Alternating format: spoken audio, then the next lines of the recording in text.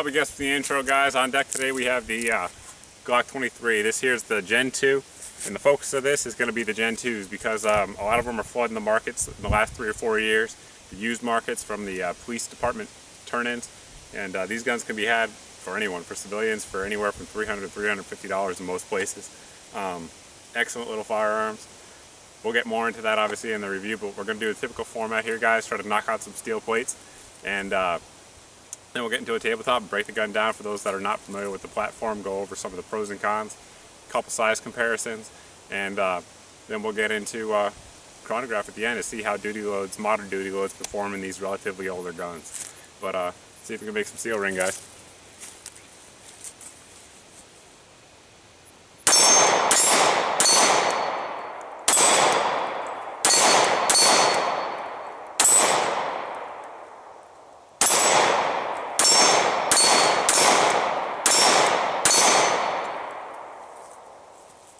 And there you go. As you guys saw there, it's 13 plus 1 in a little package. So it's definitely a lot of firepower in such a lightweight package. It's good for carry or just any kind of home defense role. But up next, guys, will be the tabletop.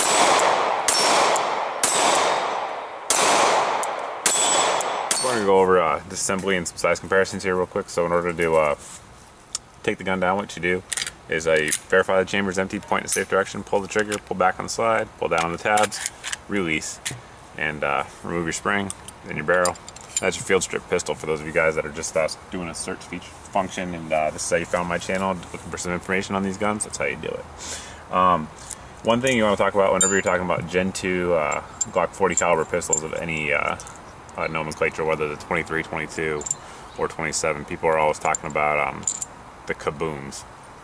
So I want to talk about case support, and you can see here on the right here we have our Gen 2 barrel as compared to the Gen 4 barrel here for the 23. You can see there, I'm trying to get a bunch of different angles so you guys can really see it, but there is more case support, no doubt about it, for the Gen 4 pistols.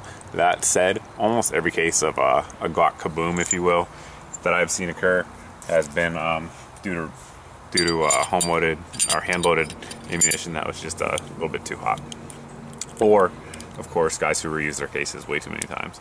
So that's generally what I see. Obviously, I have this gun. I have many of these Glock 23s, Gen 2s, and I do not ever feel unsafe firing them, put it that way. So just something that I wanted to knock out real quick. As far as some size comparisons with this gun, for those of you guys that are looking to see which Glock you're looking for, here's the baby Glock. This is a Glock 27. You can see the size comparison. Obviously, the width is going to be the same, but you can see it's a little bit longer in the barrel as well as in the grip. And I step up one more from the 23, and here's our Glock 22. You can see there you're getting a little bit more capacity, so you get 2 extra rounds in the factory mag as well as a little bit longer barrel. It's actually almost half an inch longer. And then the 35 is a little bit longer. I don't have that one out here today, but as well as another brand competitor here is our SIG P229. It's almost identical in size. Take a look there. You'll see it's pretty much identical in just about every way in terms of dimensionally. But obviously you got a higher bore axis there on the SIG, which is going to make a difference, especially in the 40 cal guns, in my opinion anyway. All right, y'all, some final thoughts here on the Glock 23 Gen 2. This gun's been 100% reliable thus far. You've seen it shooting out there today. It shoots great, plenty accurate for what you might need it for in terms of self-defense or duty role.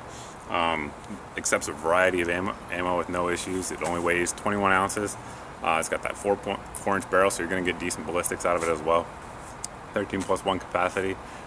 Conversions available for 9mm to 357 SIG out there. Maybe one day we'll get into one of those in a video. But great little gun. The Gen 2 obviously doesn't have the finger grooves like the 3 and the 4 do. Lack of a light, but lack of ability to run a light. But if you're going to use it for, like, say, a concealed carry role, that really doesn't matter. And a lot of people like the smooth grip on there. So it's a great gun. You can fill a variety of roles. There's a reason it's been around for a while, and there's a reason it's so popular. And as these guns are becoming more and more available on the surplus market, the prices just keep going down. So keep an eye out on the internet sites, the guys that sell these, and you really can't go wrong with the 23. Up next will be the chronograph, but thanks for watching, thanks for subscribing, and we'll see you in the next video, guys. It's time for the chronograph test here with the Gen 2 Glock 23. We're firing a couple rounds here of each, so 2 of each. We got up on deck today, we have the Gold Dot 180 grain, which is a real popular defensive and duty load for good reason. It's an excellent load. And then we also have a lighter bullet, the 135 grain Winchester Ranger. We'll be firing at a distance of about 7 feet. Temperature outside today is in the upper 70s and not really humid at all. I'd say at least under 50% for sure. All right, let's get to it.